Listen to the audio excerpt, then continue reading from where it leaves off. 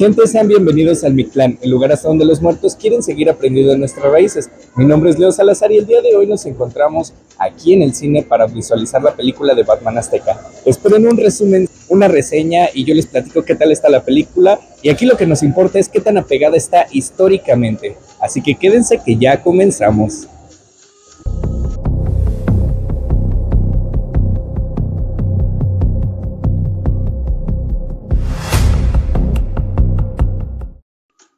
Bueno, pues nos encontramos llegando al cine y ahí está la película. Encontramos las funciones, pagamos nuestro boleto, obviamente, y agregamos uno, porque en esta ocasión venimos solos y nos recibieron con un batarang de Batman Azteca. Muy bonito detalle y aquí vamos entrando a la sala, ya había empezado la película. Bueno, gente, pues acabo de salir de ver la película y mis primeras impresiones es que es una muy buena película. De verdad está muy botanera, vayan a verla si tienen la oportunidad. Este mismo fin de semana hay pocas funciones al día, así que les recomiendo planearlo con anticipación. Y pues la verdad es que es una buena película. Ahorita les doy más detalles, solo que llegue a casa y para poder platicar de la película. ¿Qué tal, gente? Ya nos encontramos aquí en casita, listos para darles la reseña completa de la película de Batman Azteca, con todo y referencias históricas, con algunas relaciones a DC Comics, el cómo relacionan el personaje de Batman con la historia prehispánica, qué conexiones hay, cómo fue que hilaron esta relación entre el mundo de Bruce Wayne y Batman con la época prehispánica. Hay muchas referencias históricas, hay muchas imprecisiones también históricas, pero pues es normal porque es una película ficticia, ¿verdad? Lo que sí es importante y hay que resaltar es que es una película producida en coordinación con Warner Bros. Animation y también con Anima Studios, la misma compañía que hace las películas de las leyendas. Entonces, de esta película también depende mucho éxito para que puedan hacer futuras entregas de distintas leyendas, como hemos tenido varias películas a lo largo de la historia de esta compañía de Anima Studios. Y bueno, sin más preámbulo, vamos a comenzar hablando acerca de los personajes. Los personajes tienen mucha relación con el cómic de Batman. Por ejemplo, en este caso, el protagonista no se llama Bruce Wayne Batman, sino más bien es una interpretación o una creación de un personaje ficticio llamado Yuhualicoatl. La misma historia de origen de Batman es la misma historia de origen de Yuhualicoatl.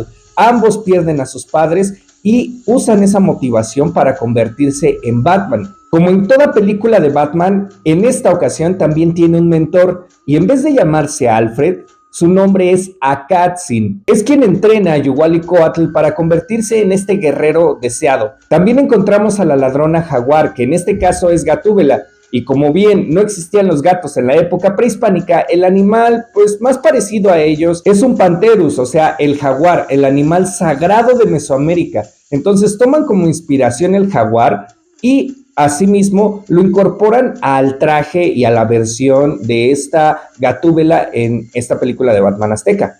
Los villanos de esta cinta en primera instancia es Dos Caras, quien es adaptado al personaje de Hernán Cortés. Y el segundo personaje adaptado de uno de los villanos de Batman es el Joker, que en esta ocasión se le llama Joka y es una adaptación de un sacerdote consejero de Moctezuma que es engañado por Tezcatlipoca. Una vez aclarados los personajes, es necesario introducirnos en el guión de la película.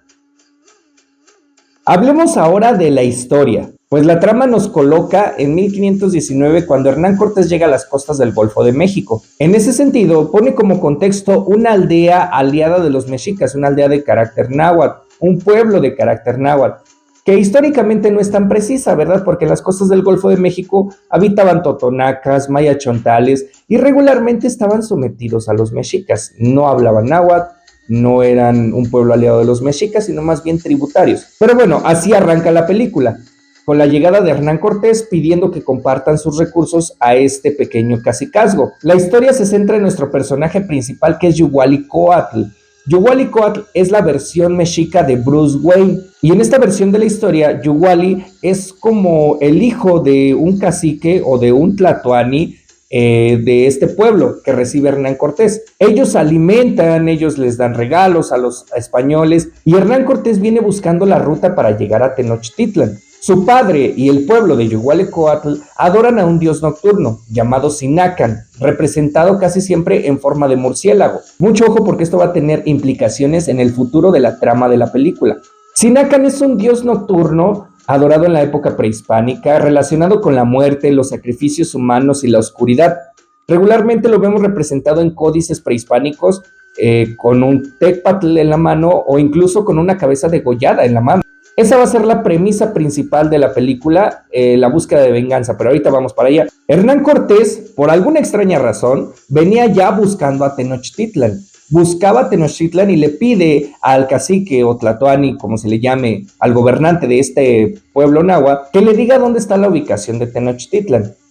A lo que este se niega, pidiéndole consejo a Sinacan. Sinacan es el dios que adora este pueblo, lo vuelvo a repetir, y él le aconseja que no la diga, que tienen malas intenciones estos hombres. Entonces, al no darle la ubicación exacta de Tenochtitlan, Hernán Cortés asesina al padre de Yuhualicoatl. Y Yuhuali escapa hacia la selva, se adentra en la selva, y es disparado, le disparan. En esta parte del brazo se lleva una herida, y por extrañas razones, que todavía no se explican y que aquí es un poquito de meollo en la trama, es salvado por una supuesta diosa del bosque, que aquí lo vemos representado en el personaje de DC Comics como Hiedra Venenosa. Esta supuesta diosa del bosque le muestra visiones a Yuhualicoatl sobre contra quién tiene que pelear, y lo muestra él mismo con un murciélago detrás. Yuhuali es curado en su herida por plantas medicinales, medicina tradicional, referencia a la medicina tradicional que utilizaban los mexicas, y después aparece en el templo de Sinacan, el famoso templo abandonado del que se habla en la película, que nunca encontraron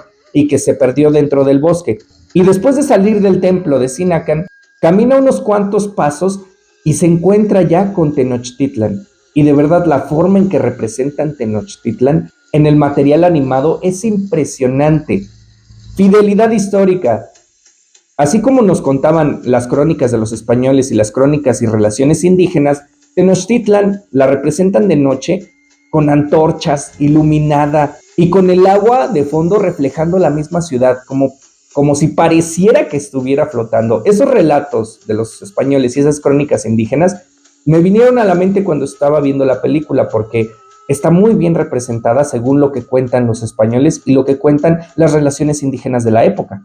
Entonces Yuhualicoatl llega a la ciudad buscando a Catzin, porque su padre antes de morir le dijo, si sucede algo, busca a Catzin te va a entrenar, Catzin todo. ¿Quién es Catzin? Catzin es la versión de lo que en DC Comics y en el universo de Batman sería Alfred, que va a ser su mentor, su acompañante, su mayordomo, su sirviente, y él es quien lo va a entrenar. Entonces llega a Tenochtitlan buscando a Catzin y le cuenta lo que sucedió en las costas del Golfo de México, que Hernán Cortés viene para acá, que no es un buen hombre, que no tiene buenas intenciones y que viene buscando la caída de Tenochtitlan. Sin embargo, para este entonces ya se habían creado rumores acerca de que los españoles eran dioses, principalmente por una escena donde vemos a Pedro de Alvarado, ya ven que tenía su cabello color rubio, y que los mexicas asociaban ese color con el sol, por eso le llamaban Tonatiuh. En una escena vemos a Pedro de Alvarado cómo se descubre la cabeza y pues el cabello dorado que obviamente los mexicas nunca habían visto. Le empiezan a decir Tonatiuh y empiezan a surgir los rumores de que estas personas son dioses. En ese contexto, Catzin lleva a Yuhuali con Moctezuma y le dice, mi señor, estos hombres vienen, no son nada buenos y demás. Y aquí entra en escena otro personaje, un sacerdote de Moctezuma, un sumo sacerdote que le aconseja que son dioses, que hay que recibirlos de manera calurosa. A este sumo sacerdote lo conocemos con el nombre de Yoka, y es la representación de lo que en el universo de DC Comics y de Batman sería el Joker. Y rápidamente conocemos que le dice y le aconseja estas cosas a Moctezuma porque supuestamente él tiene visiones con Huitzilopochtli, y Huitzilopochtli le está diciendo que en realidad son dioses y que hay que recibirlos así. Mucho ojo, porque quien conoce de historia o de un poquito de mitología mexica, se da uno cuenta más o menos por dónde va la cosa. Sabemos que Huitzilopochtli no es alguien que le aconsejaría eso a un sumo sacerdote. Recibir a los enemigos en paz, siendo que Huitzilopochtli era el dios de la guerra y exigía sacrificios y guerra, no es algo que le aconsejaría a un sumo sacerdote. Pero en fin, Moctezuma se ve atrapado entre esta idea de recibirlos en paz, por si son dioses, o hacerles la guerra. Batman, de un lado, Uguali, que todavía no se convierte en Batman, aconseja a Moctezuma de no recibirlos amistosamente, que hay que hacerles la guerra porque esas personas no vienen en paz. Mientras al mismo tiempo vemos una escena de cómo los españoles han estado avanzando hasta Tlaxcala, en la matanza de Cholula y cuando se encuentran en Tenochtitlan. Entonces Moctezuma siempre se decide por el consejo de su sumo sacerdote, que es Yoka, y decide recibir a los españoles en paz y empieza a creer que son héroes. Aquí, cuando reciben a los españoles, es un diálogo muy curioso que entendí rápidamente la referencia, tal vez porque lo memoricé ese diálogo. Y es que hay un libro llamado Visión de los Vencidos, que por aquí les voy a dejar la tarjetita, que ya le hicimos una reseña, donde en un pasaje, en una relación indígena que nos recupera el maestro Miguel León Portilla, dice Moctezuma que le estuvo guardando el trono a Hernán Cortés y le dijo: mi señor, aquí está tu trono, te lo he guardado para ti. Es una relación indígena. Hernán Cortés no menciona eso. En sus cartas de relación no menciona eso. Al contrario, el diálogo que tiene con Moctezuma es totalmente diferente. Dice que no lo dejaron acercarse, que luego lo retrajeron y que no lo dejaron tocar a Moctezuma, y que aparte Moctezuma es quien le aclara a él que no es ningún dios, que él le habían dicho a Hernán Cortés que Moctezuma se hacía dios y quién sabe qué, y le dijo: no, tócame, mira, soy de carne y hueso como tú. Entonces aquí hay una discrepancia porque la escena retoma los diálogos de esta relación indígena del libro de Visión de los Vencidos y le dice: mi señor, aquí está tu trono, te lo he guardado por generaciones. Se nota que tuvieron una inspiración muy, muy cercana a la Visión de los Vencidos de Miguel León Portilla y se apoyaron de este libro para escribir el guión, porque hay citas textuales que sacan del libro de Visión de los Vencidos o de la relación indígena que esté en el libro, porque el libro son muchas relaciones indígenas, y la transforman en un diálogo de la película, como en este caso. Y entonces, la misma escena de cuando toca a Moctezuma Hernán Cortés, todos se quedan de seis y dicen: ah, caray, ¿por qué lo toca? Lo está tocando a nuestro Tlatoani, pero nadie lo retrae, ni mucho menos. O sea, ahí hay versiones distintas de cómo fue que ocurrió este primer encuentro. Bueno, mientras los españoles avanzaban y llegaban a Tenochtitlan, Acatzin estuvo entrenando a Yugualicoatl y se convierte rápidamente en el líder del ejército mexica, por lo que ya tenía muchas habilidades en combate, fuerza y resistencia física, pero lo que lo motivaba era la venganza por la muerte de su padre. Aquí es donde da un giro la historia, porque Yugualicoatl no desiste y no quita el dedo del renglón en que los españoles son malas personas y no vienen en paz. Entonces empieza a estudiarlos, empieza a querer robarles los inventos que se hacían en Europa para ese entonces, porque se los muestran al principio de la película, incluida un prototipo de vuelo con unas alas como de pájaro, en donde dice: estos son los inventos que se han dado de mi mundo. Y Yugualicoatl se obsesiona con tener eso y dice: la única manera en que podemos ganarles es usando sus armas en contra de ellos. Entonces en una noche trata de robar todos esos secretos, esas páginas donde venían los prototipos de armas, pero es sorprendido ya que aparece en escena lo que nosotros conoceríamos en el universo de Batman como Gatúbela. Gatúbela se menciona a lo largo de la película que ha sido un personaje que ha estado robando a los mercaderes en el mercado de Tlatelolco y en algunos tamemes y demás. Entonces, los mexicas llaman a este el guerrero jaguar misterioso, o Tezcatlipoca. Dicen: Tezcatlipoca nos robó. ¿Por qué? Porque el traje de esta persona no está inspirado en un gato. Pues obviamente aquí en la época prehispánica no había gatos. Está inspirado en un jaguar de color negro. Por eso dicen que Tezcatlipoca los roba, porque Tezcatlipoca es relacionado con el jaguar. Entonces Yugualicoatl se encuentra con la sorpresa de que no es el único tratando de robar algo, y ella con un látigo, como al mero estilo de Gatúbela, pues tienen un enfrentamiento y demás, y ve que ella es la persona que está robando las cosas de las demás personas para dárselos precisamente a la clase más igual, y tienen un diálogo donde dice: yo le quito nada más las pertenencias a los que sí las tienen y se los doy a los que no las tienen. Bueno, total que los españoles los descubren y regresan a casa. Entonces A la siguiente le pide ayuda para poder robar todos los artefactos de los españoles y estudiar sus armas. Al mismo tiempo que a Katsin le dice que él es elegido de Sinacan. Entonces, en ese momento es cuando empieza a formarse el alter ego de Batman y cuando empieza a tener más visiones de la supuesta diosa del bosque, que en este caso es la representación ficticia o azteca de Hiedra Venenosa en el universo de Batman. Y es cuando comienza a aceptar que sí, de verdad su destino y su dios, Sinacan, es a quien debe de representar, porque él niega totalmente a Sinacan, porque dice, es que no protegió a mi papá. Sinacan no es un dios que me represente, porque no protegió a mi padre. Entonces, conforme van pasando las visiones y va aceptando su destino, adora ya a Sinacan y se hace representante de él mismo. Cuando tiene los planos sobre las armaduras, sobre la pólvora y demás, él comienza a fabricar sus armas. Y me da mucha curiosidad cómo empieza a hacerlas, porque las bombas las mete en vasijas de barro con el logo del murciélago de Sinacan. Y empieza a hacer su traje también para asustar. Dice, es que yo necesito infundir miedo. Mi dios es un dios nocturno y tiene que infundir miedo. Entonces hace un traje a representación de Sinacan al mero estilo de los guerreros Águila y Jaguar, que ponían su casco, pero se veía su cara, como si de la boca saliera la cara del guerrero. Y es cuando por fin lo vemos convertido en Batman. Y entonces él empieza a hacer asaltos entre los españoles y los empieza a asustar para que se larguen de Tenochtitlan. Y en una ocasión tiene un enfrentamiento con Hernán Cortés. Y Hernán Cortés, en la batalla, pues tiene una cicatriz, le deja una cicatriz Batman de la mitad de la cara. Y aquí vemos el nacimiento de Dos Caras.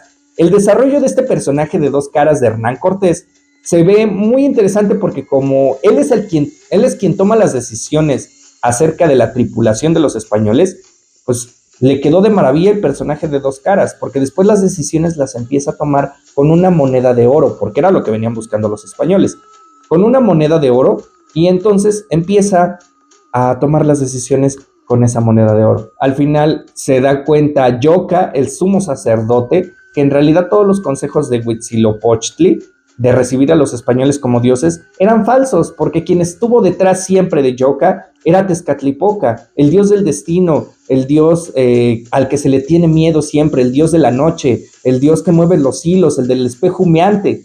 Y entonces Tezcatlipoca se disfrazó de Huitzilopochtli para poder desatar el caos en Tenochtitlan. Y le dice, los imperios chocan, los imperios se acaban. Entonces todo fue orquestado desde las sombras por Tezcatlipoca, que utilizó el avatar de Yoka y le dice, tú eres mi elegido. La película llega a su clímax cuando asesinan a Moctezuma y los españoles tienen que huir. Entonces es cuando Batman Azteca lidera a todo el ejército mexica y en una noche sacan a los españoles de Tenochtitlan. Esa noche, pues obviamente sabemos cómo se llama. Históricamente siempre se ha llamado la noche triste, pero últimamente le han dicho noche victoriosa, como quieran llamarla.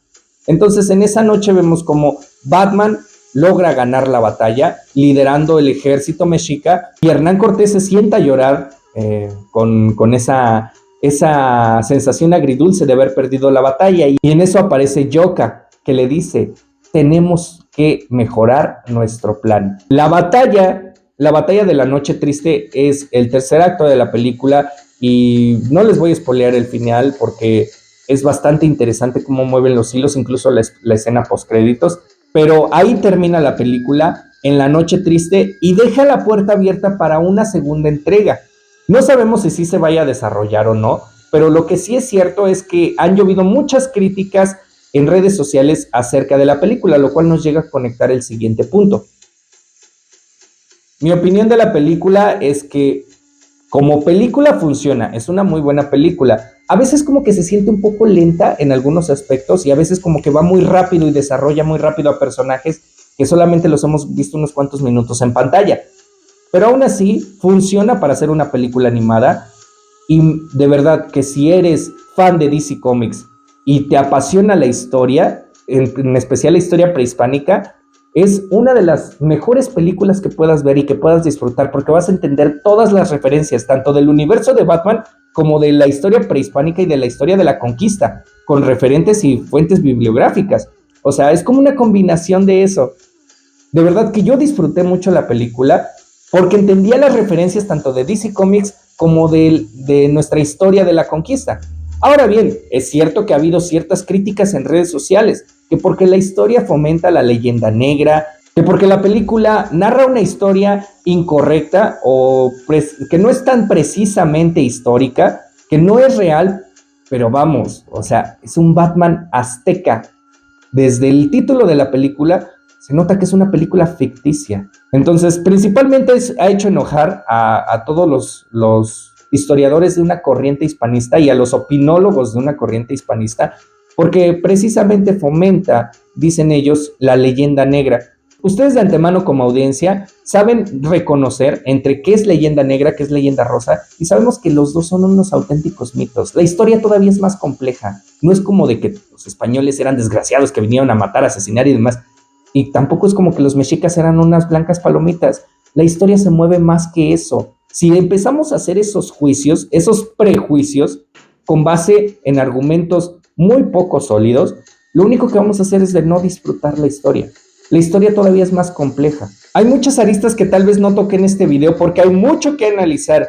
De hecho, hay una escena que me llama la atención y que la entendí yo porque probablemente tenía el conocimiento previo, pero que una persona en la sala de cine no va a entenderlo si no está contextualizada acerca de estas referencias históricas. Una frase que dice Batman, que dice Ashkankemantehuatl, que quiere decir ahora soy yo o eres tú. Era como la frase de cualquier guerrero mexica para decir hasta la muerte, o tú o yo, aquí uno de los dos muere. Entonces ese tipo de frases en idioma náhuatl, sí faltaría en la película poner un subtítulo para ver qué es lo que está diciendo el personaje, porque no hay subtítulos, y para la audiencia común es un poquito complicado o tal vez irrelevante, o piensan que es algo irrelevante cuando no. Esas frases son icónicas dentro de la historia del mundo náhuatl. Y bueno, gente, para no extendernos más con el video, hasta aquí vamos a dejar la reseña de la película de Batman Azteca. Les digo, yo si le tuviera que dar una calificación le daría un 8.5. Hay cosas que se pueden mejorar y que ojalá nos puedan entregar una segunda película para disfrutar más de este universo que están construyendo poco a poco y muy bien estructurado.